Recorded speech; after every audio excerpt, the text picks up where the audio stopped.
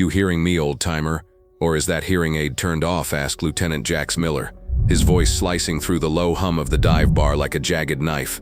He leaned over the scarred wooden table, his shadow casting a long darkness over the solitary figure sitting in the corner booth. Mark Douglas did not look up. He sat with the stillness of a statue carved from weathered granite, his gaze fixed intently on the amber liquid in the shot glass before him. He was 72 years old, wearing a red shirt that had seen better decades and a canvas jacket that smelled of rain and wood smoke. His hands, resting on either side of the glass, were mapworks of wrinkles and liver spots, but they were steady, perfectly steady. "I said, are you deaf?" Miller repeated, louder this time, performing for the audience of 4 other young Navy SEALs standing behind him, clutching bottles of expensive beer and wearing grins that suggested they owned the world. "We need this booth. It is for active duty only. VFW is down the street." Mark slowly lifted the glass to his lips. He took a sip, savoring the burn of the cheap whiskey, and then set it back down with a soft clink that sounded deafening in the sudden silence of the immediate area. He finally raised his eyes. They were gray, clouded slightly by age but possessing a depth that felt like looking down a very deep, very cold well. "I am fine right here, son," Mark said. His voice was gravel rolling down a dry hill. Low, unbothered. Miller chuckled, a dry, humorless sound. He looked back at his squad, seeking their validation. They gave it to him with snickers and nods. Miller turned back, his jaw set. He was fresh off a successful extraction mission, riding the high of adrenaline and the invincibility of youth. He saw an old man taking up the best seat in the house, a relic who did not understand the hierarchy of the room. "You do not get it," Miller said, placing a heavy hand on the table, invading Mark's personal space. "We are celebrating. We are the tip of the spear. You are just taking up space. So unless you have a trident pinned under that flannel, I suggest you grab your cane and shuffle along." The confrontation had begun, and the air in the bar grew heavy, charged with a static electricity that made the hair on the arms of the other patrons stand up. Everyone looked, but nobody moved. The Rusty Anchor was the kind of bar that catered to the overflow of the nearby naval base, a place where sawdust covered the vomit stains and the neon signs buzzed with an annoying insectile hum. It was a place for loud stories and louder lies. But tonight the group of young SEALs in the center of the room had sucked all the oxygen out of the space. They were the apex predators here, or so they thought. Mark Douglas sighed, a sound of profound weariness rather than fear. He adjusted his position on the vinyl bench, the material cracking under his weight. He picked up a napkin and slowly wiped a ring of condensation from the table. "I paid for my drink," Mark said softly. "I will leave when it is empty." Miller's face flushed. He was not used to being told no, certainly not by a geriatric civilian who looked like a stiff breeze would knock him over. Miller's ego was a fragile thing, currently inflated by recent victories, and this refusal felt like a needle pricking a balloon. "Look at him," said Davis, one of the other SEALs, stepping forward. "He probably thinks he's tough because he did a tour in the mess hall in '75. Hey, Grandpa, what was your specialty? Peeling potatoes or scrubbing latrines?" The group erupted in laughter. It was cruel, sharp laughter meant to cut. Mark did not flinch. He continued to stare at his drink, watching the light refract through the whiskey. "You guys should show some respect," said a voice from behind the bar. Sully, the bartender, was a large man with a thick beard and a history in the Marine Corps that he rarely spoke about. He was wiping a glass with aggressive motions. "He is not bothering anyone." "Stay out of this, Sully," Miller snapped without looking back. "This is Navy business. We are just trying to figure out who we are sharing our air with." Miller turned his attention back to Mark, his eyes narrowing. He saw the way Mark sat. It wasn't the slouch of a defeated man, it was the stillness of a hunter in a blind. Though Miller was too young and too arrogant to recognize the difference. He mistook the stillness for freezing in fear. "Come on, Miller," goaded, leaning closer, the smell of premium beer on his breath wafting into Mark's face. "If you are going to sit at the warriors' table, you have to pay the toll. Tell us about your service. Who were you? Did you ever even leave the ship?" Mark remained silent. "I bet I know." Miller continued, his voice dripping with condescension. "You were a clerk, or maybe supply. You spent your time counting beans while real men were out there doing the work that let you sleep at night. That is it, isn't it?" Mark reached into his pocket. The movement was so fast that for a split second, Miller flinched, his hand twitching toward his waistband before he stopped himself, realizing how foolish he looked reacting to an old man reaching for a wallet. Mark pulled out a crumpled $10 bill and placed it on the table. "For the drink," Mark said to Sully. He started to slide out of the booth. He had decided it wasn't worth it. The quiet dignity of retreat was better than a brawl with children, But Miller wasn't done. He felt the flinch he had made and it shamed him. He needed to regain the upper hand. He stepped in front of Mark, blocking his exit. "Not so fast," Miller said, crossing his arms. "You do not just walk away when I am talking to you. You want to leave. You answer a question first." Mark stopped. He looked up at Miller, and for the first time, a flicker of annoyance crossed his face. It was brief, like a ripple on a pond, but it was there. "Get out of my way, son," Mark said. Miller laughed. "Or what? You going to hit me with your arthritis?" "Look, it is a simple question. In the teams we have call signs, names earned in blood and mud, names that mean something. I am Viper. That is what they call me because I strike before they know I am there." He pointed to Davis. "That is Sledge. He breaks things." Miller leaned in, his face inches from Mark's. "So if you were ever anything more than a paper pusher, you would have a name. What is it, old man? What is your call sign? Or did they just call you Private Pile?" The bar went dead silent. The question hung in the air, a challenge that demanded an answer. The disrespect was palpable, a physical weight pressing down on the room. Mark Douglas looked at Miller, really looked at him, and for a second the dive bar dissolved. The smells of stale beer and floor wax vanished, replaced instantly by the thick, rotting stench of a jungle floor. The air was no longer conditioned and cool. It was a suffocating blanket of humidity and heat. The neon lights were gone, replaced by the silver sliver of a moon cutting through triple canopy rainforest. Mark was young again in this flash, mud smeared across his face, his breathing shallow and controlled. He was holding a knife, not a drink. He was alone. He had been alone for 3 days behind enemy lines, tracking a target that entire battalions had failed to find. He moved through the foliage without disturbing a single leaf. He was a ghost. He was a myth. He remembered the voice of his commanding officer over the radio, crackling with static, saying, "We have no assets in the area. You are on your own, Reaper." Reaper, the word echoed in his mind, bringing with it the memories of things done in the dark, of burdens carried so that others could live in the light. The weight of that name was heavier than any armor. It was a name spoken in whispers by allies and in terrified screams by enemies. The flash ended as quickly as it had begun. Mark blinked, the jungle fading back into the grimy reality of the rusty anchor. He looked at the young, arrogant face of Lieutenant Miller. He felt a profound sense of pity. "You do not want to know," Mark said softly. Miller threw his head back and laughed. "Oh, I think I do. I think the whole bar does. Come on, let's hear it. What did they call the man who filed the requisitions? Speedy? The stapler? Sully?" The bartender had seen enough. He had been watching Mark closely, not with the eyes of a civilian, but with the eyes of a man who had seen combat. When Mark had reached for his wallet, his sleeve had ridden up just an inch. It was a small thing, unnoticed by the loud seals, but Sully saw it. It wasn't a tattoo. It was a scar, a burn mark, perfectly circular, branded into the inside of the wrist. Sully froze. He had heard stories about that mark. Rumors passed down in hushed tones in NCO clubs and barracks for 40 years. It was the mark of a unit that didn't officially exist, a unit that operated so far off the books that the CIA denied knowing them. They were the ghosts of the Vietnam era and the Cold War. Sully dropped the rag he was holding. His heart hammered against his ribs. He looked at the old man, the stillness, the dead eyes, the absolute lack of fear, and the pieces clicked into place. This wasn't just a veteran. This was a legend. Sully backed away from the bar, moving toward the office door. He needed to make a call. There was a number taped to the inside of the safe, a number given to him by the owner of the bar, a retired admiral, with strict instructions. If you ever see a man with a circular brand on his right wrist, you call this number. You do not ask questions. You do not engage. You call. Sully burst into the office, his hands shaking as he dialed. He listened to the ring, feeling the seconds tick by like hours. "Hello," a voice answered. It was sharp, authoritative. "This is Sully at the Rusty Anchor," he stammered. I think he is here." "Who is here?" "The Reaper," Sully whispered. "The man with the circle brand. He is here, and there is a group of young frogs giving him a hard time. It is about to get ugly."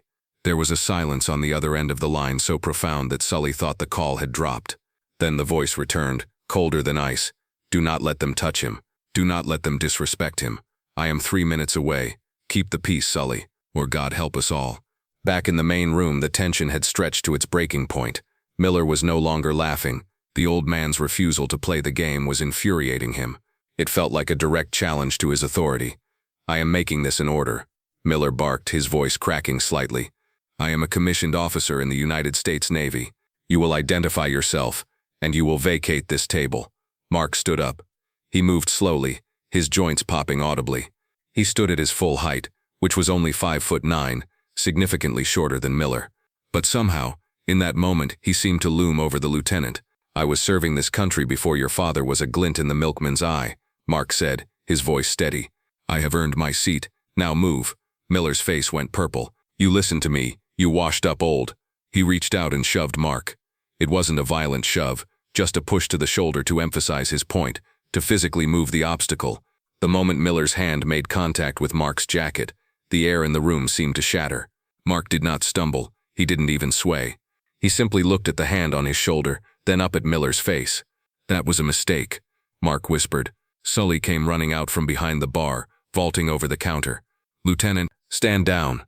That is a direct order from the owner. Stand down." Miller spun around. "Shut up, Sully. This civilian put his hands on me first. He is not a civilian, you idiot." Sully roared, placing himself between the two men. Miller shoved Sully aside, his blood boiling. He turned back to Mark, his fist clenched. "I am going to teach you a lesson in respect, old man." Miller raised his hand, ready to grab Mark by the collar and drag him out the front door. He wanted to humiliate him, to show the room who the alpha was. He was past the point of reason. Then the front door of the bar exploded open. It wasn't a kick, it was a tidal wave of force. The heavy oak door slammed against the wall with a crack that sounded like a gunshot. Every head in the bar snapped toward the entrance. Standing in the doorway was not a fleet of MPs, it was a single man. He was wearing a dress blue uniform, immaculate, with rows of ribbons that stacked almost to his shoulder. The stars on his collar caught the neon light. It was Admiral Vance, the base commander. Behind him stood two men in dark suits, their earpieces visible, their posture radiating lethal intent. Admiral Vance stepped into the room. The silence that fell was absolute. It was a vacuum. The music had been cut. The clinking of glasses stopped. Even the breathing seemed to cease. Miller froze, his hand still half raised toward Mark. His eyes widened as he recognized the Admiral. He snapped to attention so fast his spine audibly cracked. "Admiral on deck," Miller shouted, his voice trembling. The other SEALs scrambled to attention, spilling beer in their haste. They stood rigid, eyes locked forward, terror replacing the arrogance on their faces. Admiral Vance did not acknowledge them. He did not even look at them. His eyes were locked on the old man in the corner booth. Vance walked across the room, his dress shoes clicking rhythmically on the hardwood floor. The sound was the only thing in the universe. He marched straight past Miller, brushing the lieutenant's shoulder as if he were a piece of furniture. Vance stopped 3 feet in front of Mark Douglas. The Admiral's face was a mask of stone, but his eyes were shimmering. He looked at Mark's weathered face, the gray stubble, the weary eyes. Then slowly, with a precision and snap that would have made a drill instructor weep, Admiral Vance raised his hand in a salute. It wasn't a perfunctory salute. It was a salute of deep, abiding reverence. He held it. 1 second, 2 seconds, 3 seconds. Mark Douglas looked at the Admiral. A small, crooked smile touched his lips. He slowly raised his hand and returned the salute, casually, but with the grace of muscle memory that never fades. "At ease, David," Mark said softly. Admiral Vance dropped his hand. He let out a breath he seemed to have been holding for years. "It has been a long time, Master Chief," Vance said, his voice thick with emotion. "We thought you were dead. We lost track of you after Panama." "I like being dead," Mark replied, sitting back down on the bench. "It is quieter." The room remained frozen. Miller and his squad were paralyzed. Their minds were racing, trying to compute what was happening. "Master Chief, Panama?" The Admiral was saluting an enlisted man. Admiral Vance turned slowly. The warmth vanished from his face, replaced by a cold fury that made the earlier tension seem like a playground squabble. He looked at Lieutenant Miller. Miller was sweating profusely, the droplets running down his temple. "Lieutenant," Vance said, his voice low and dangerous. "Sir," Miller squeaked. "Do you know who this man is?" "No, sir." "He wouldn't give his name, sir. He was refusing to vacate the booth for active duty personnel." Vance stepped closer to Miller. He invaded his space just as Miller had invaded Mark's. "This man," Vance said, projecting his voice so every soul in the bar could hear, "is Mark Douglas. But you wouldn't find him in your databases. His file is black. It has been black since 1968. Vance pointed a finger at Mark. "When I was a brand new ensign in the Mekong Delta, my patrol boat was ambushed. We were taking heavy fire from 3 sides. We were sinking. We called for air support, but the weather was too bad. We called for extraction, but they said it was too hot. We were dead men. Vance paused, his eyes boring into Miller. Then out of the tree line, one man came. One man. He didn't have a squad. He didn't have air support. He had a knife and a rifle. He moved through that ambush like a scythe through wheat. He silenced 3 machine gun nests in under 4 minutes. He dragged me and 6 of my men 3 miles through a swamp with a bullet in his leg. Vance looked back at Mark with reverence. We asked him his name. He didn't say a word. We asked for his call sign. He just looked at us and disappeared back into the jungle. We later found out the enemy had a name for him. They called him the Reaper. Because when he showed up, life ended for them. Miller's face was the color of ash. He looked at the old man in the red shirt, the man he had mocked, the man he had tried to physically remove. He felt a nausea rising in his gut.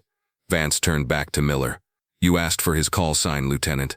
You wanted to know if he was a cook. This man has more confirmed kills with a blade than you have days in the service. He is the reason the SEAL teams have the reputation they do. He wrote the doctrine you are trying to learn. And you tried to throw him out of a bar. Miller couldn't speak. His mouth opened and closed like a fish. Vance roared, the sound shaking the walls. You are an officer. You are supposed to be a leader. And here you are, bullying an old man because you think your trident makes you a god. This man earned his trident before it even existed. He is the grandfather of your warfare, and you treated him like garbage. Vance ripped the patch off Miller's uniform, the unit patch on his shoulder. The sound of the Velcro tearing was violent. You are a disgrace to the uniform, Lieutenant. You and your men are confined to quarters effective immediately. You will face a board of inquiry tomorrow morning. I will personally strip you of your command. Now get out of my sight before I forget I am an officer and handle this the way the Master Chief would. Get out. Miller and his squad scrambled. They stumbled over each other in their haste to reach the door. They didn't look back. They fled into the night, their careers in ashes, their arrogance shattered. The door swung shut behind them, leaving a ringing silence in the bar. Admiral Vance turned back to Mark. He composed himself, smoothing his uniform. I apologize, Mark. I should have taught them better. The standards are slipping. Mark chuckled softly. He pushed the empty shot glass toward the center of the table. They are young, David. They are full of fire and vinegar. They just haven't been burned yet. Do not be too hard on them. They just need to learn that the ocean is deep, and there are always bigger fish. Vance nodded. Can I buy you a drink, Reaper? For old time's sake? Mark shook his head as he stood up, his knees cracking again. No, I think I have had enough noise for one night. I just wanted a quiet drink. He buttoned his canvas jacket. He looked small again, just an old man ready for bed, but nobody in that room would ever see him as just an old man again. As Mark walked toward the door, the patrons of the bar, bikers, locals, off-duty sailors parted for him. They stood up, one by one without a word being spoken. They stood. It wasn't a military formation. It was a jagged, messy line of respect. As Mark passed, heads bowed. Someone clapped slowly, and then stopped, realizing silence was the higher honor. Mark paused at the door. He looked back at Admiral Vance. David, he said. Yes, Mark. Tell the bartender the kid paid for my drink. He left a 10 on the table, but the kid's ego should cover the rest. Mark pushed the door open and stepped out into the cool night air. Vance watched him go, a look of profound sadness and pride on his face. He walked over to the table where Mark had been sitting. He picked up the empty shot glass. He held it up to the light. For a moment the bar remained silent. Then Sully, the bartender, cleared his throat. Admiral, what can I get you? Vance set the glass down gently. Nothing, Sully. Just leave this glass here. Nobody sits at this table tonight. Vance turned to the room. You all saw nothing tonight. Is that clear? Clear, Admiral, a chorus of voices replied. The Admiral nodded and walked out, his security detail trailing him. The door closed. The hum of the neon sign returned. The music stayed off. Sully walked over to the table. He looked at the ring of water Mark had wiped away, now drying on the wood. He looked at the empty glass. The jungle rain is torrential, hammering against the banana leaves like machine gun fire. It is 1969. Mark is 22. He is lying in the mud, covered in leeches. He has been motionless for 12 hours. Below him, in the valley, a prisoner camp. He sees the American POWs. He sees the guards. He checks his watch. He checks his knife. He touches the circular burn on his wrist, a self-inflicted reminder of the circle of life and death. He stands up, the mud sliding off him like oil. He does not run. He flows. He moves toward the camp, A shadow detached from the night. The first guard dies without a sound. The second sees him but sees only a blur, a wraith, a reaper coming to collect. Mark whispers one word into the darkness as he begins his work. Home. Back in the bar, the mood had shifted permanently. The air felt hallowed. In the days that followed, the story of what happened at the Rusty Anchor spread like wildfire through the base, though no names were ever officially used. Lieutenant Miller was quietly transferred to a desk job in Alaska. The other members of his squad were put through a grueling retraining program focused on history and humility. A week later, a small package arrived at the bar for Sully. Inside was a bottle of very expensive, very old whiskey, and a note written in shaky cursive. Keep the table open. Minor Mac. Never came back to the Rusty Anchor. He didn't need to. He had his quiet. He had his dignity. And he had reminded a new generation that the most dangerous things in the world often look the most unassuming. Somewhere in a small house on the edge of town, an old man sat on his porch, sipping coffee, watching the sunrise. His hands were steady. His eyes were clear. He was just Mark to his neighbors. But to those who knew, to those who had felt the temperature drop when he spoke, he would always be the Reaper. And the silence he left behind was the loudest sound the world had ever heard. If you enjoyed this story of hidden valor and the lessons learned the hard way, please take a moment to like this video and share it with a friend. Subscribe to Veteran Valor for more stories about the heroes walking among us. You never know who you might be sitting next to.